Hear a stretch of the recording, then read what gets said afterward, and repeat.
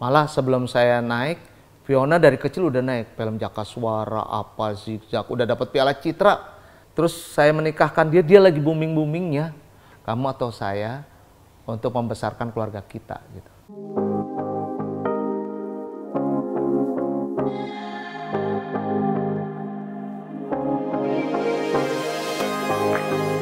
Lebih banyak di belakang layar ya, baik di belakang layar di komando. Saya di komando grup tuh. Komando grup itu kan membidangi production house, manajemen artis, udah gitu juga ada proyek-proyek baru yang berkaitan dengan aplikasi dan sebagainya. Saya belakang layar. Kalau di politik masih di DPR, masih di Komisi 6. Ya, masih sebagai Ketua Dewan Pimpinan Wilayah DKI Jakarta dari Partai Amanat Nasional. Tentunya bagaimana partai kita masuk lagi ya di sistem politik kita, di sipol kita gitu ya, dan terdaftar alhamdulillah 100% DKI Jakarta sudah menyelesaikan kaitan dengan administrasinya dan sudah bisa dijadikan peserta partai politik untuk 2024. Lalu persiapannya sebagai caleg ya sekarang saya masih ketemu dengan konstituen, masih juga konsolidasi ya baik internal maupun eksternal partai. Ya dinikmatin lah, berpartai itu dinikmatin. Jadi kalau berpartai buat saya tuh nggak bisa nyantai-nyantai atau sekedar udah kayak hobi gitu loh. Jadi memang dari dulu tuh senang berdiskusi, senang ngobrol gitu ya. Jadi senang berorganisasi. Jadi buat saya enak gitu loh. Kenapa berorganisasi? Kalau buat saya melebarkan jaringan, memperbanyak teman, memperbanyak silaturahmi. Karena kata guru ngaji saya, kalau semakin banyak silaturahmi, semakin panjang umur. Gitu. Bedanya legislatif sama eksekutif. Legislatif itu adalah kita bicara parle, kita bicara ya. Apa? Ya tentunya kita menyembatani keinginan-keinginan masyarakat. Dalam hal ini minimal daerah pemilihan kita. Menyembatani program-program dari pemerintah untuk ke daerah pemilihan kita gitu. 2 periode saya di Jawa Timur gitu ya, Nganjuk, Jombang, Mojokerto dan Madiun. Alhamdulillah gitu ya, bahwa memang kayak mengikuti atau sebagai anggota dewan tuh tidak bisa seperti membalingkan tangan gitu ya.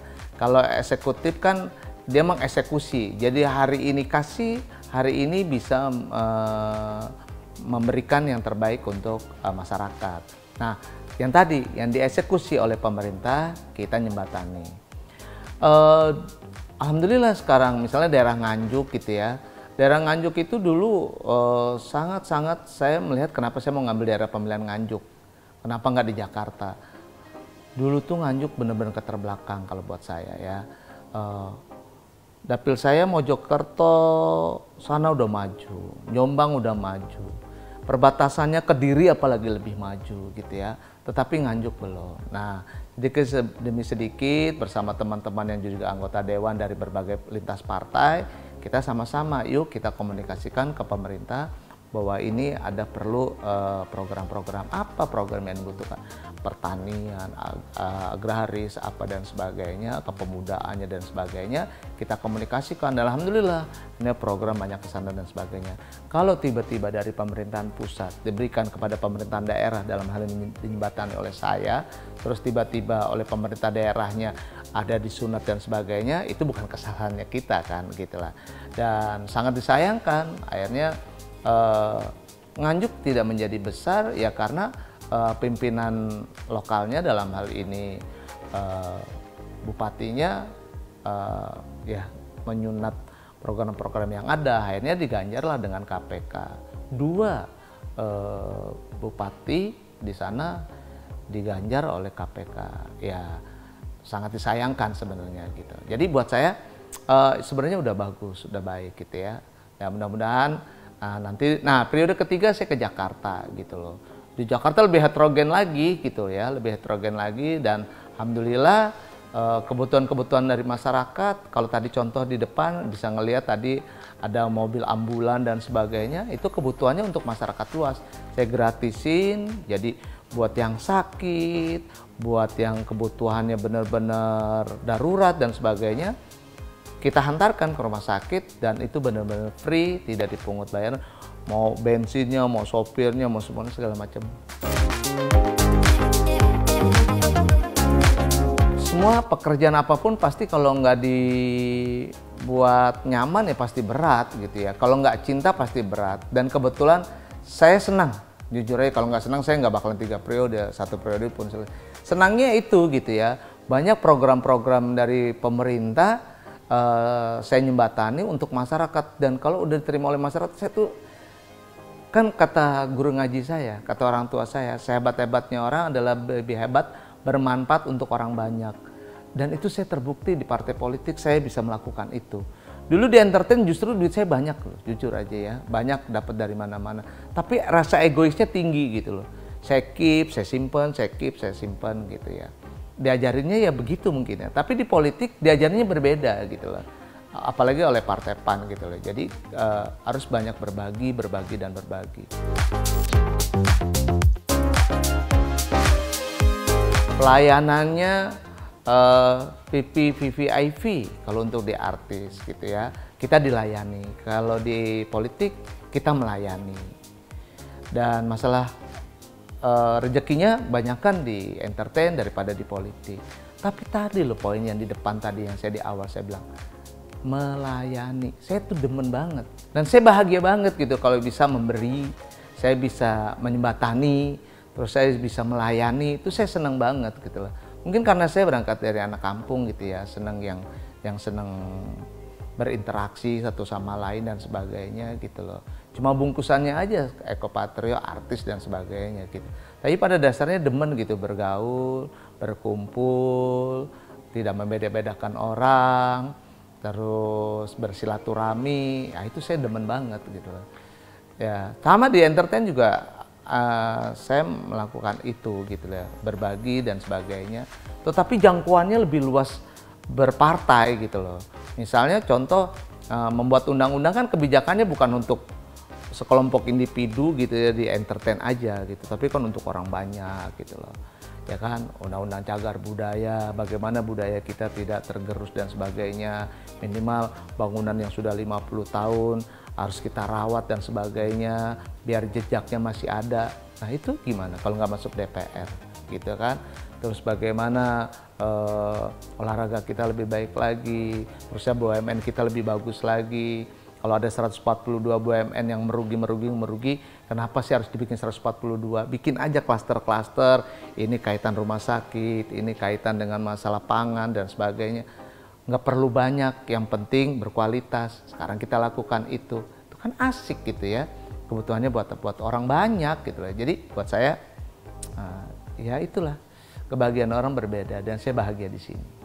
Orang Indonesia dulu senang dengan rambut panjang. Demi Moore keluar dengan film Ghostnya, semua film rambut anak muda semua pendek-pendek semua. Itu kan apa? Mensuges orang gitu. Nah, saya masuk film juga karena kemarin film Naga-Naga adalah film nasionalis banget gitu ya. Dibungkus dengan jenaka, dibungkus dengan filmis dan sebagainya. Keren banget buat saya gitu. Saya jadi Umar Bakri gitu ya. Menyenangkan gitu.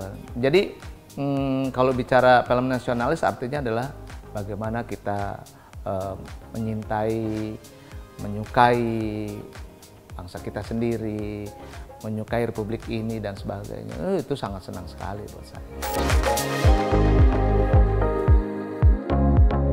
Kalau ini mah nggak seberapa. Dulu waktu zamannya muda kita bikin program sama membawain acara sampai 6 program loh. Dari pagi ketemu pagi lagi masih bisa. Terus 5 program ditambah lagi menikah masih bisa. 5 program ditambah lagi menikah punya anak masih bisa. Jadi artinya ada prioritas.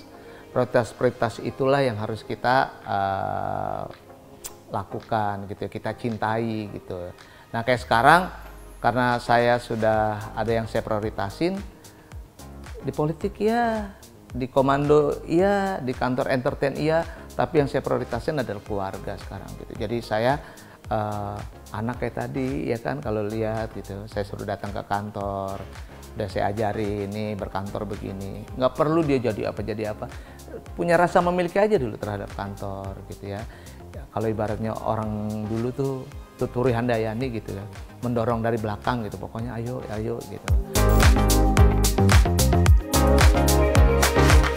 Iya, dari awal sih Fiona tahu gitu loh bahwa kerjaan saya bener-bener super. Ya ibaratnya dulu waktu saya zaman muda sama kayak Raffi Ahmad atau Ruben Onsu sekarang deh ya. Dari pagi ketemu pagi lagi, terus ngurusin kantor juga apa dan sebagainya, dia paham banget gitu. Tapi justru kesadaran itu muncul dari saya gitu loh, bahwa nggak mungkin nih sampai tua tuh saya harus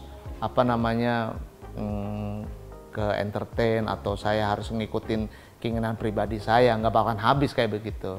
Dan ingatnya harus sama keluarga gitu. Dan sekarang ya udah.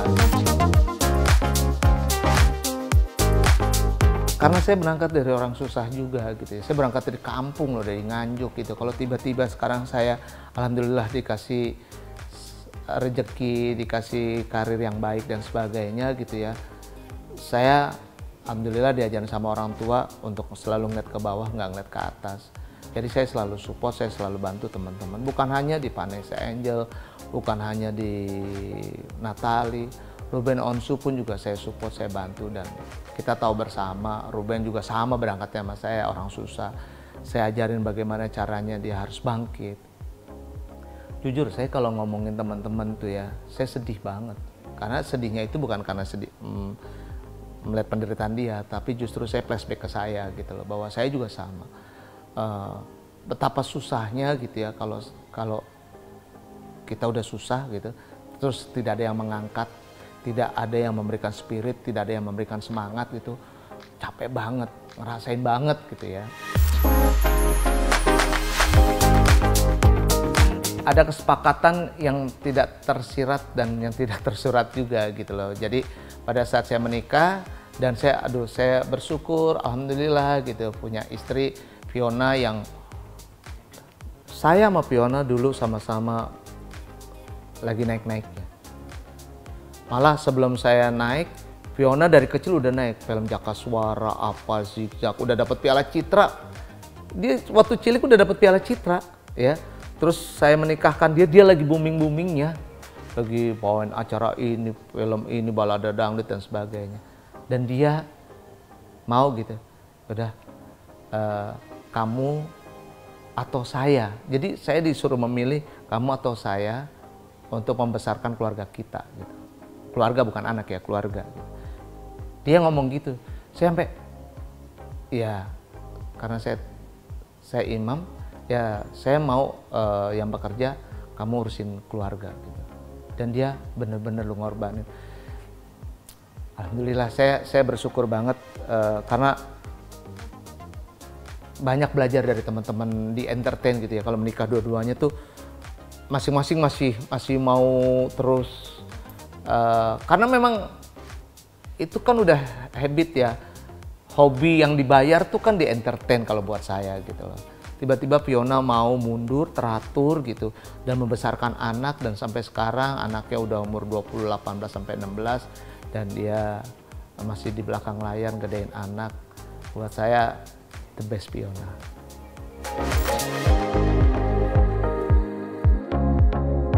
Kangen banget, karena cuma 1/4 saya dapat rezeki mencari sendiri, tapi 3/4-nya itu semuanya didapat dari Patrio. 13 tahun bersama di program acara Ngelaba. Itu setiap hari ketemu. Itu udah keluarga banget buat saya gitu ya. Dan membentuk saya menjadi sesuatu yang tadinya nothing menjadi something. Dari tadinya zero jadi hero buat keluarga gitu ya. Membanggakan. Pasti kalau tanya kangen banget. Pernah ketemu? Sering. Komunikasi jalan gitu ya. Jadi kalau misalnya Mas Parto sedang ulang tahun, kita ucapin selamat ulang tahun. Kalau keluarganya yang sakit kita datengin, kita kunjungin. Demikian juga kita juga sebagai gitu loh. sekarang lebih banyak membangun apa ya, kekeluargaannya gitu ya. Kalau tanya mau bermain, kita sadar diri juga. Banyak udah artis-artis muda yang lebih lucu dari kita dan sebagainya gitu. Ya kita mendoakan mereka jadi lebih baik lagi. Saya lihat tiga-tiganya menikmati apa yang udah didapat, dan kedua sudah senang dengan apa yang sekarang didapat. Jadi buat saya ya kekeluargaan kita pokoknya masih terus berjalan, dan kita menjadi satu keluarga yang utuh. Terbukti anak-anaknya kayak Amanda, kayak Naila, kayak anaknya Mas Akri gitu, sering kumpul dan bikin konten-konten gitu. Jadi saya sudah mensyukuri apa yang saya sudah dapat. Jadi saya udah nggak ada ngimpi-ngimpi mau begini, mau begitu, mau gini. Aduh, udah. Sekarang saya mensyukuri aja gitu ya. Udah punya, ya rezeki udah ada, walaupun nggak banyak. Keluarga sudah ada. Jadi udah mensyukuri. Saya udah nggak mikirin, wow mau begini, mau begitu, udah nggak ada. Sekarang ibadah, ya udah ibadah dibanyakin, bantu orang sebanyak-banyaknya. Ya itulah mensyukuri apa yang saya sudah dapat gitu. Jadi udah nggak punya ngimpi-ngimpi yang gimana-gimana gitu, nggak ada, bener, sangat-sangat nggak ada gitu. Cuma sebatas apa, memaintain yang sudah ada aja gitu.